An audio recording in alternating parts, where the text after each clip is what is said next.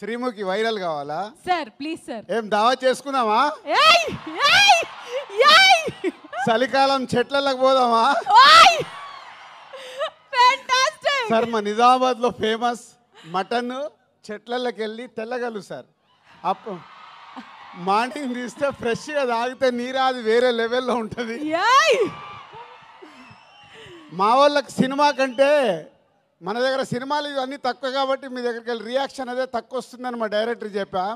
ఆంధ్రాలో వెళ్తే సినిమాకు ఒక వైబ్ ఇస్తారు, మన దగ్గర అయితే తెల్లగల్లికి మటన్కి వైబ్ ఇస్తాం. అందరికి నమస్కారం. నిజామాబాద్ ఇంతకుముందు ఒకసారి ఇక్కడ ఫిదా ఫంక్షన్ చేసాం. ఆ రోజు వర్షం పడి సరిగ్గా జరగలేదు. సో మొన్న అనిల్ రావిపూడి సార్ నిజామాబాద్లో ఫంక్షన్ చేద్దాం అన్నాడు. నేనేమో గేమ్ చేంజర్ అని మొత్తం దేశం అంతా తిరుగుతున్నాను.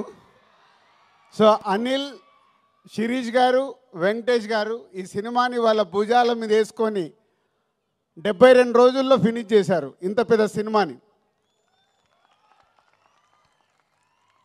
సో నిజామాబాద్లో ఈవెంట్ అనుకున్నప్పుడు తప్పకుండా ప్లాన్ చేద్దామని మా సుధాకర్కి వీళ్ళకి అప్పచెప్తే ఇమీడియట్గా ఇది ఈవెంట్ ఇక్కడ ఆర్గనైజ్ చేశారు.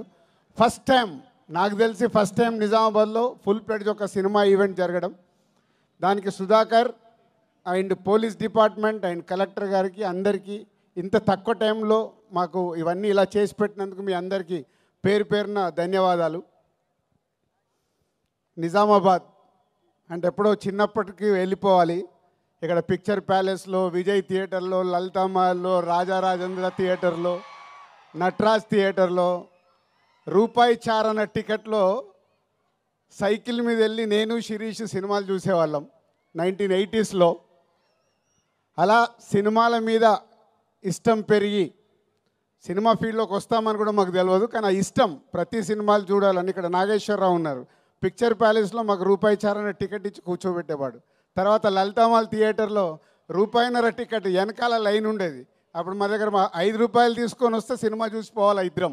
మధ్య ఇంటర్వెల్లో 50 పైసలు పెట్టి పాప్కార్న్ కొనుక్కోవాలి 5 రూపీస్లో.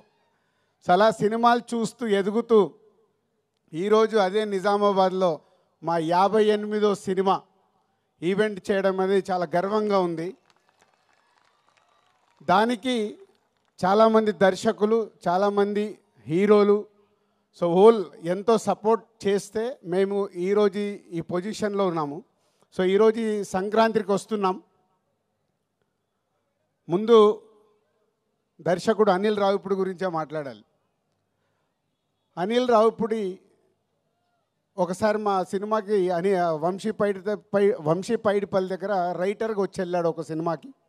తర్వాత పటాసన్ సినిమా తీసినప్పుడు ఆ సినిమా డబుల్ పాజిటివ్ నాకు చూపించడానికి ఎన్టీఆర్ ఆర్ట్స్ హరి సినిమా చూపించాడు. సినిమా నచ్చి ఆ సినిమా మొత్తం ఆంధ్రప్రదేశ్, తెలంగాణ రైట్స్ తీసుకున్నాం. అప్పుడు మా పరిచయం ఏర్పడింది.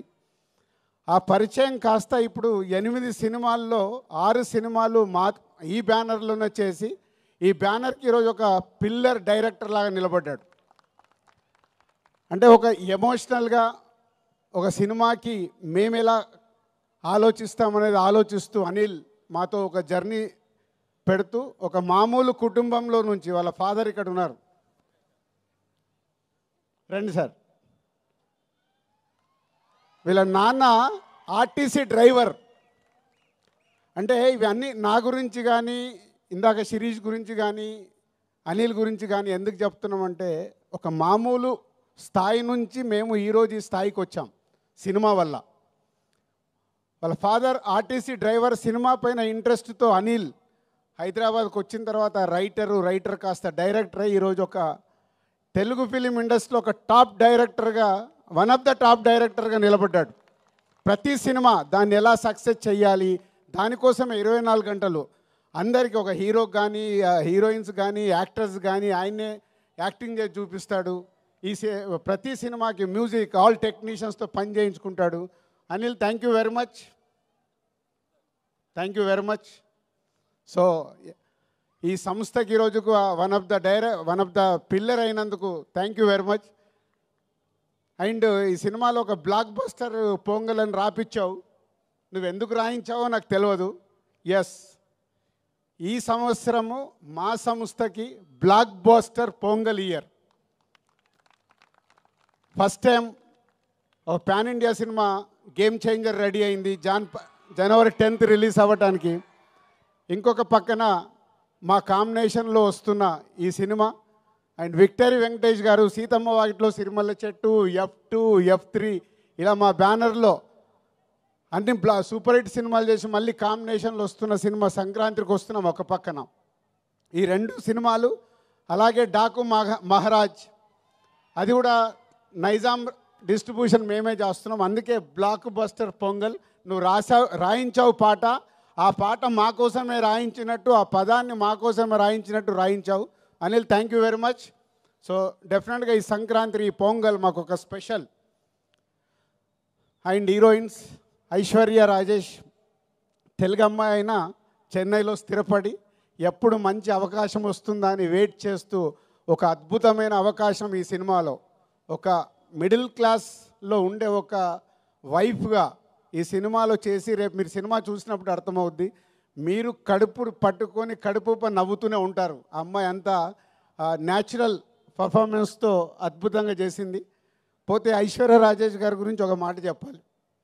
ఈ మధ్య ఒక డైరెక్టర్ నాకు కథ చెప్పాడు, మన ఇట్లా కజిన్స్ మీద, ఒక అమ్మాయి 3 అబ్బాయిల కజిన్స్ కథ, క్రాంతి మాధవ్.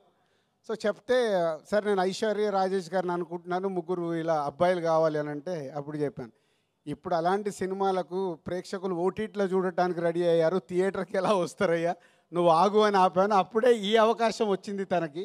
అనిల్ చెప్పగానే ఇమ్మీడియట్లీ ఈ సినిమాకి పెట్టాం. ఆ కథ మళ్ళీ చెయ్యాలని హోల్డ్ చేసి పెట్టుకున్నాం. సో అది కాంపన్సేషన్ అయింది నీకు. సో ఈ సినిమా ద్వారా డెఫినెట్గా నీ కోరిక తెలుగు ప్రేక్షకుల గుండెల్లో నిలబడిపోతుంది. అంత అద్భుతంగా చేసావు. అండ్ మీనాక్షి ఒక సైడు వైఫ్గా, ఎక్సలెంట్ వైఫ్ అయితే ఎక్స్ గర్ల్ ఫ్రెండ్, ఒక గ్లామరస్ క్యారెక్టర్, ఒక పోలీస్ క్యారెక్టర్ వేసి మీనాక్షి ఆల్రెడీ ఇందాక మీరు ఏవీలోనే డిఫరెంట్ క్యారెక్టర్లు చేసినట్టు చూసాం మనం.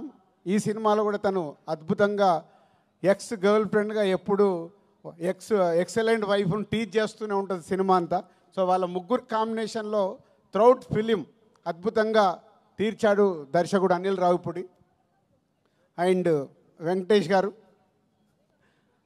రామానాయుడు గారు, అంటే మేము మాలాంటి వాళ్ళకి ఎందరికో నిర్మాతలకి ఇన్స్పిరేషన్ రామానాయుడు గారు. నేను సినిమా ఫీల్డ్లోకి వచ్చేటప్పుడు రామానాయుడు గారిని ఇలాంటి టాప్ ప్రొడ్యూసర్స్, అంటే సినిమాలో ఇన్వాల్వ్ అయ్యి ఒక సినిమాని సూపర్ హిట్ చేసిన నిర్మాతలు ఎవరెవరు ఉన్నారని నేను చాలా అనాలిసిస్ చేసుకునేవాడిని, అంటే వాళ్ళ బాటలో నడవడానికి.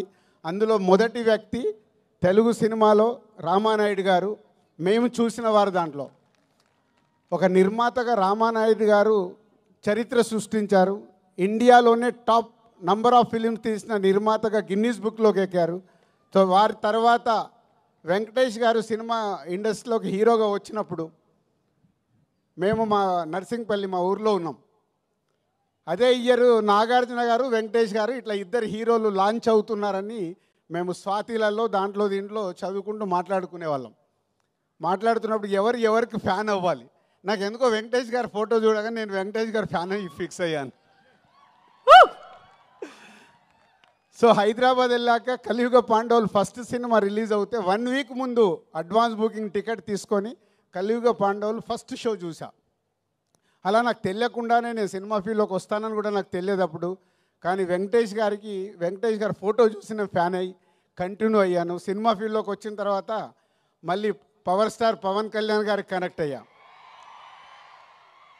సో వారిద్దరు నా అభిమాన హీరోలు. సో రామానాయుడు గారి కుటుంబంలో నుంచి ప్రొడ్యూసర్ తనయుడుగా సినిమా ఇండస్ట్రీలోకి వచ్చి నేను 30 ఇయర్స్ అయింది. అందరి హీరోలతో పనిచేశాను. వెంకటేష్ గారు షూటింగ్లో ఉంటే ప్రొడ్యూసర్కి లొకేషన్లో ఉండాల్సిన అవసరం లేదు. ఆయననే డైరెక్టర్ని పిలుస్తాడు, తీ అంటాడు, అసలు పరిగెత్తిస్తారు. అనుకున్న టైంలో డబ్బు వేస్ట్ అవ్వడం వెంకటేష్ గారికి ఇష్టం ఉండదు. అది రామానాయుడు గారి దగ్గర ఉన్న క్వాలిటీ. సో అందుకే వెంకటేష్ గారితో సినిమా తీయటానికి ఎప్పుడు ప్రతి నిర్మాత రెడీగా ఉంటారు. దాంట్లో మేము ముందుంటాం. 4 సినిమాలు కంప్లీట్ అయినాయి. Thank you sir, thank you very much. ఈరోజు మా బ్యానర్లో 4 సినిమాలు చేసిన హీరో మీరు ఒకరే. 4 ఇంకెవరు రికార్డు బ్రేక్ కాలే, అందరు 3 దగ్గర ఆగారు. డైరెక్టర్ ఒకటే, డైరెక్టర్కి అప్పుడే చెప్పా. హీరోగా కూడా వెంకటేష్ గారే. 4 సినిమాలు బ్యానర్లో, అందరూ 2-3 సినిమాలు చేసిన హీరోస్ అందరు ఉన్నారు. Thank you sir. నిర్మాతని అంత ప్రేమగా అద్భుతంగా చూసుకునే హీరో మీరు. సో మీలాంటి వారు సినిమా ఇండస్ట్రీకి ఎంతో ముందుకెళ్ళటానికి, ముందు తరాలకు కూడా మీలాంటి వాళ్ళు ఎగ్జాంపుల్ అవుతారు. మిమ్మల్ని చూసి నెక్స్ట్ జనరేషన్ హీరోలు కూడా, నేను ఇందాక రామానాయుడు గారిని చూసి ఎలా అయితే నేర్చుకున్నానని చెప్తున్నానో, వెంకటేష్ గారిని చూసి నెక్స్ట్ జనరేషన్, యంగ్ జనరేషన్ వాళ్ళందరూ వాళ్ళు చేస్తుంది చూస్తే చాలా ఉపయోగం. సో మీలాంటి వారందరికీ thank you very much. And సంక్రాంతికి వస్తున్నాం. సినిమా ఈ కథ విషయంలో అనిల్ ఎప్పటి నుంచో నాకు 3 కథలు చెప్పాడు.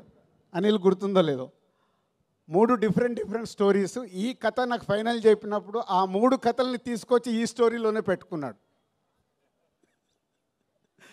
అంటే మామూలుగా అయితే డిఫరెంట్గా ఆలోచించుకుంటే 3 ప్రాజెక్ట్స్ అవుతాయి. లేదు, ఈ సినిమాని సూపర్ హిట్ చెయ్యాలంటే అన్ని ఎఫర్ట్స్ తీసుకొచ్చి ఈ సినిమాలో పెట్టాడు.